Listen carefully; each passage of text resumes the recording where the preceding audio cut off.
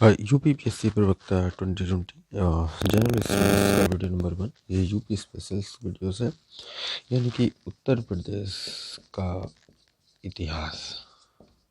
ठीक है, तो उत्तर प्रदेश के इतिहास में भी 3 पार्ट्स आते हैं। तो पहला पार्ट इसी वीडियोस में डालने का प्रयास करूँगा।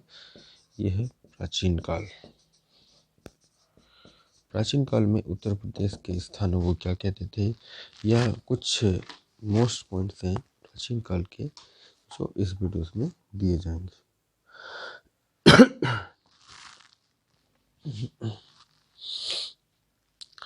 प्राचीन काल में उत्तर प्रदेश कृषि साक्ष्य वाला स्थल उत्तर प्रदेश था।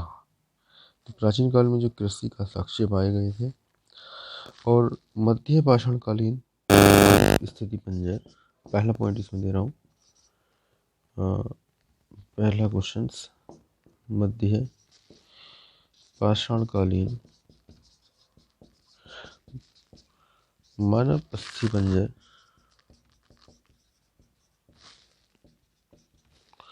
के कुछ अवशेष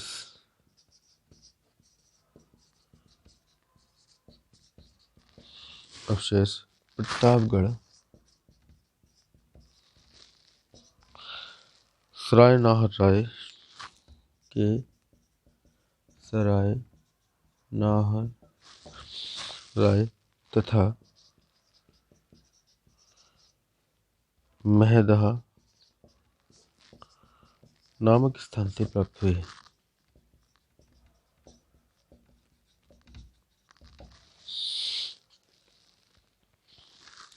ठीक है, यानी कि प्राचीन पाषाण काल के अस्थि पंजर में के कुछ अवशेष प्रतापगढ़ के कुछ स्थानों से प्राप्त हुए।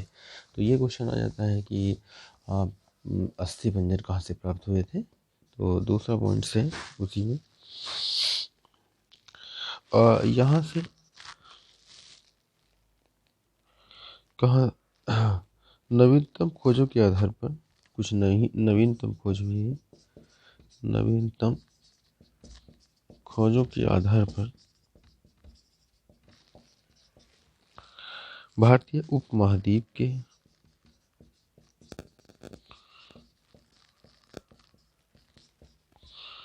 में प्राचीनतम कृषि साक्ष्य वाला स्थल, उपमहाद्वीप में प्राचीनतम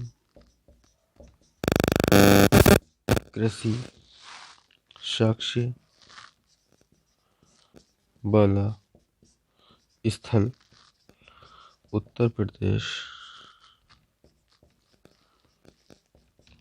के संत कबीर जिले में स्थित। उत्तर प्रदेश के संत कबीर नगर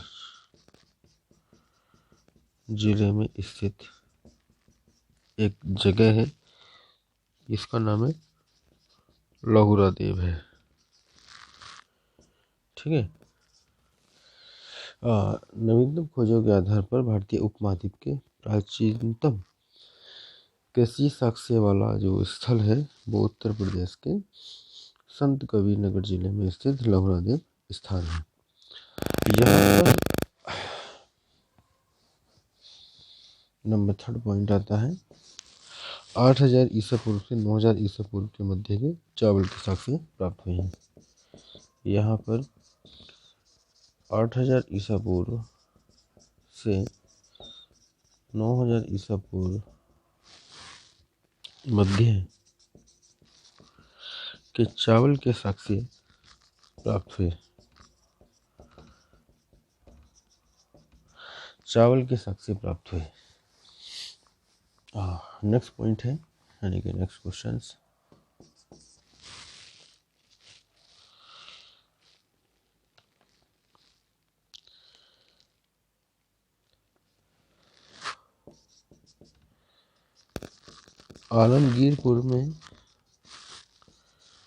आलमगीरपुर से हड़प्पा कालीन वस्तु प्राप्त हुई।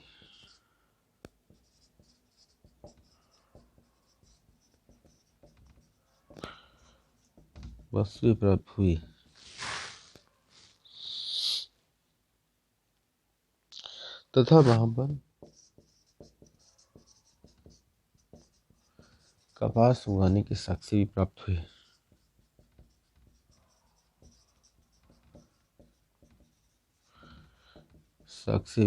हुए। वहां पर कपास उगाने के साक्ष्य भी प्राप्त हुए। आगे शतपथ ब्राह्मण में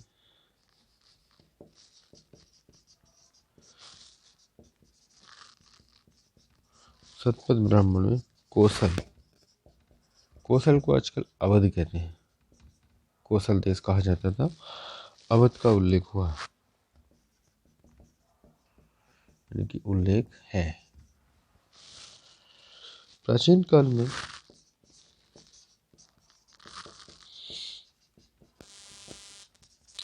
उत्तर प्रदेश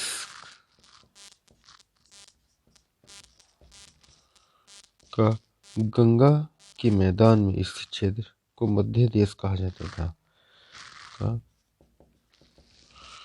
गंगा के मैदान में स्थित क्षेत्र को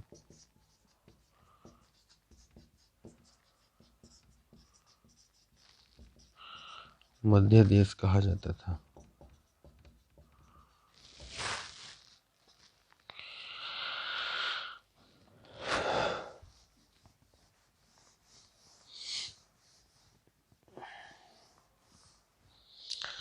आगे 7वां पॉइंट, 18 महाजनपदों में से 8 महाजनपद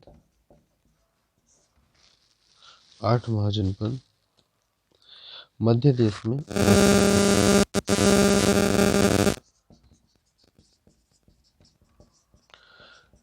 18 में से 8 महाजनपद मध्य देश में उपस्थित थे। मध्य देश है वो गंगा का मैदानी भाग कहलाता था, जिनमें से कौन कौन से थे? Kuru, Panchala, Kashi, Kaushal, Surasena and Chedi, Vatsa and Malla. ये 8 महाजनपद थे जो मध्य देश में उपस्थित थे। ठीक है, कुछ महाजनपद, कुरु की बात करते हैं।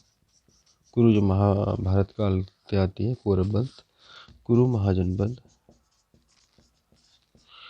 मेरठ से दिल्ली तक विस्तृत था। इसकी राजधानी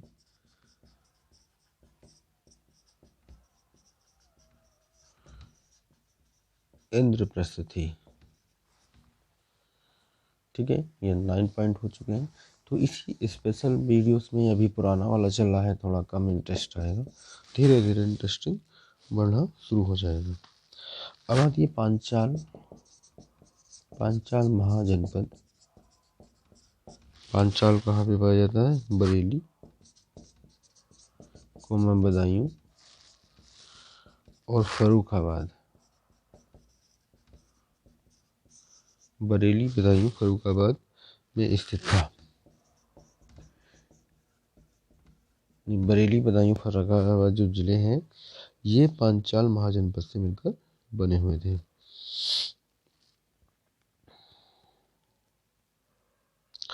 पांचाल महाजनपद के उत्तरी भाग, 11 पॉइंट कह देता हूँ। महाजनपद के उत्तरी भाग की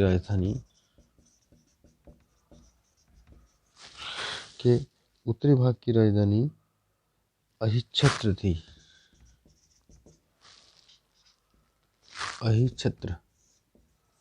थी तथा दक्षिणी भाग की राजधानी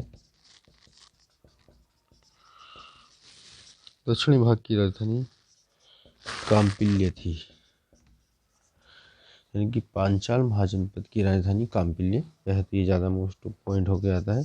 अगर भाग की पूछ ले, उत्तरी भाग की राजधानी क्या थी और दक्षिणी भाग की क्या थी, तो पांचाल महाजनपद की उत्तरी भाग की जो राजधानी है वो अहिच्छत्र थी और दक्षिणी भाग की राजधानी काम्पिल्य थी।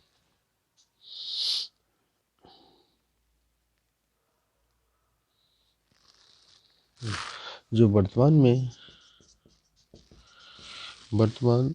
जो मथुरा है, मथुरा के समीपवर्ती क्षेत्र में स्थित सूरसेन महाजनपद की राजधानी मथुरा रही है। स्थित जो भाग था सूरसेन महाजनपद था, जिसकी राजधानी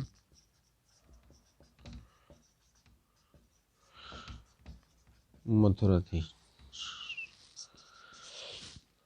ऐसी आता है वत्स महाजनपद।